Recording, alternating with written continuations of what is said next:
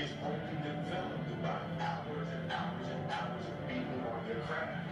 If you're not making someone else's life better, then you're wasting your time. Don't try to give up. Try to keep going. Don't try to quit.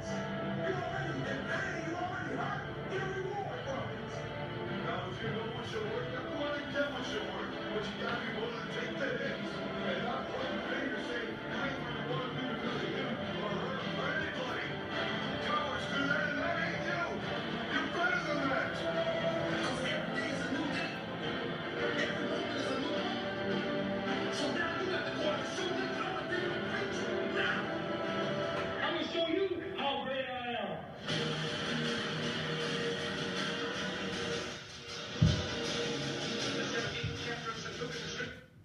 Okay, people, okay, if that wasn't enough to fire you up and get you ready, I don't know what is. What do you guys think of when you hear things like that?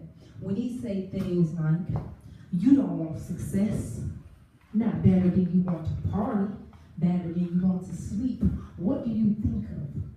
Are you one of them people that's honest and like, that's me? You know what? I sleep, or I'll go out and party, that's me.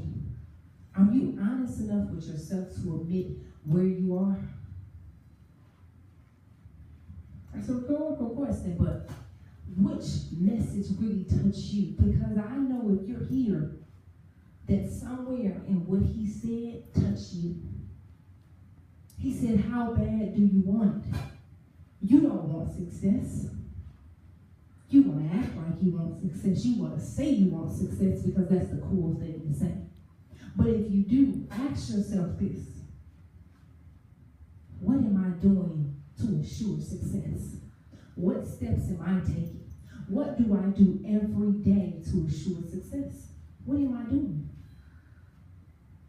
Are you self-educating yourself? Are you coming to seminars? Are you coming to classes? Are you researching? What are you doing every day in order to become successful? And if you're not already successful, maybe you aren't doing enough of it. Success is very easy. Persistence and consistency. If I have to sum it up in 2 words, you have to be persistent because life will beat you down. Life will make you to where you feel that you'll never come out of it. You'll never have these things. Life can make you feel that way. Your friends can make you feel inadequate. People can pull you down. People can steal your joy. Life can do that. Okay? So you have to be persistent. And the next thing is consistent. You know, people in us corporate America, we always say strength in numbers. It's a numbers game. And if I knock on 100 doors out of 100, maybe 2 of them will say yes, but all you need is that one. So it's being consistent, having a routine, being consistent to yourself. See, when we think of success sometimes, the problem is we're not disciplined enough to be consistent. You start your own business, sometimes you don't go to work. You don't have a schedule. You say things like, oh, well, I don't have a schedule. You know, I own my own business. I mean, I come when I want. No. Success sometimes means you have to be the first person and the last person. Success is doing what other people don't do. One may say, I want success, but I want it in this way. I want success, but I don't want to be the one to have to do this and have to do that. A wise man once told me, how do you know what a person is or ain't doing if you don't know how to do it yourself? How do you know what's right and what's wrong if you don't know the formula? So one may tell you to grasp the concept first to make sure that it's achievable. And then set expectations for others to do it, to follow you. See, success is a mind state. Success is not a bank account. Success is not wealth. It's a mind state. To be successful means to do something correctly, to do it to the most high. That doesn't mean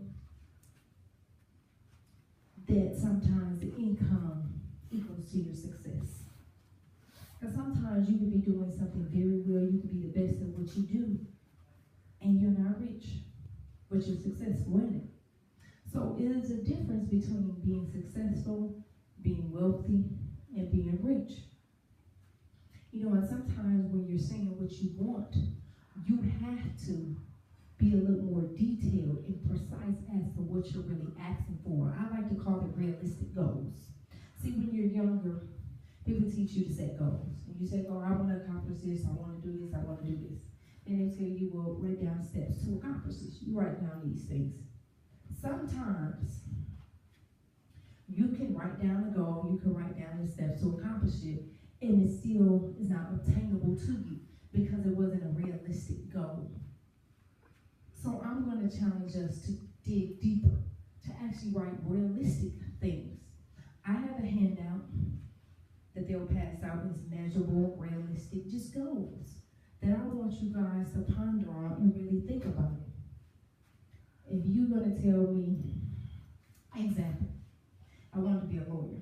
I used to watch Law and Order. I want to be a lawyer, right? I say, okay, Mom, say what you want to be. I want to be a lawyer. Okay. You know, so all through high school, I want to be a lawyer. I get to Marquette University, School of Law, right? I get there, I'm like, okay, here I come. I'm doing this stuff, doing it. Okay, then I'm starting to notice they had me do a lot of writing, which is, if anybody's familiar with law school, it's the paralegal part. In order, before you be a lawyer, you have to be a paralegal. You have to at least know how to do the paralegal part, which is the writing. So I say to myself, why do I need to know how to do the paralegal part? I'm going to hire a paralegal. I'm not trying to be a paralegal. I'm trying to be a lawyer. But see, what I didn't realize is in order for me to become that, I have to be this first. I hate writing. Hate it. My handwriting sucks. I type everything, and in my era, it wasn't typing, it was writing. Nowadays, you can speak text, you can do a lot more. But when I was in school, we couldn't do that. So I hated writing.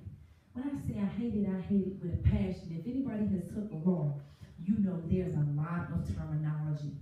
There's a lot of extensive writing. To write contracts, you constantly have to be writing. So one would probably have to love writing. I hated writing. So I used to stay up trying to write. I would get blisters on my pinky for writing, and my handwriting would suck.